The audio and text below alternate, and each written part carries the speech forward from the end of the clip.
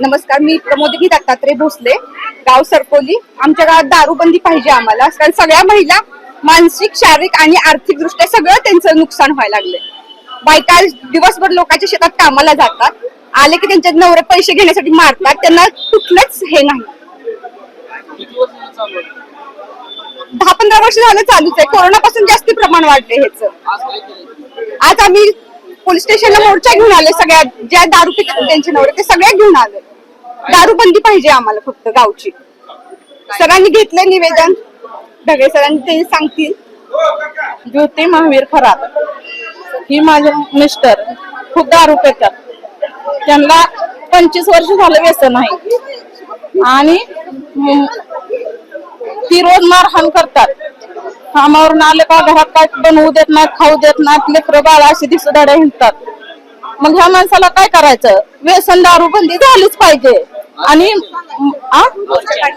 मोर्चा त्यासाठी आम्ही घेऊन आलोय. आणि माझी मुलगी सरकुल गावात दिली होती आणि तिचं मिस्टर असं दारू पिऊन वारले. 4 माणसं एकाच घरातली संपली. भरपूर आहे ती, नाव आम्ही सांगणार नाही त्यांची. 10-15 जण आहे ती आणि लपून दारू विकते ती. दिवसभर आमची माणसं दारू पिऊन घरात पडून असते ती. आम्ही काम करतो, आमची लेकरं बाळ जगवतो. मग यांना काही घेणं देणं नाही. एक तर दारू बंदी करा, नाहीतर आम्हाला मरण्याशिवाय पर्याय नाही. माझं नाव राणी दीपक गालफाडे, मी राहते सरकोलीत. माझे मिस्टर 10 वर्ष झालं इटू पेन कारखान्यावरती काम करतात.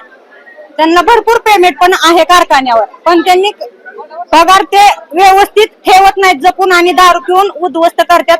माझा एक मुलगा 2 महिने झाले पुण्याला मी शाळेला घातलाय. त्याची फी भरण्यास इथपर्यंत माझ्याकडे पैसे नसतात. मी लोकांचं रोज कष्ट करते.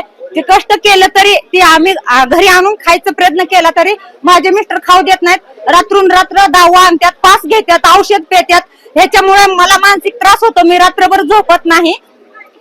माझ्या सासूला त्रास होतो, माझ्या सासऱ्यांना त्रास होतो, माझे सगळ्यांना त्रास होतोय. पण आम्हाला ही दारूबंदी झाली पाहिजे आमच्या गावातली. आज आम्ही मोर्चा आणलाय पंढरपूरला पोलीस स्टेशनला, कारण सरकुलीतली दारूबंदी करण्यासाठी. दारूबंदी जर नाही झाली तर काय? मग शेवट आमच्याकडे पर्याय आहे आत्महत्या करण्याचा. आणि हे मी प्रयत्न पण करून बघितलेला आहे. मग स्वतः मला निर्णय घ्यावा लागेल.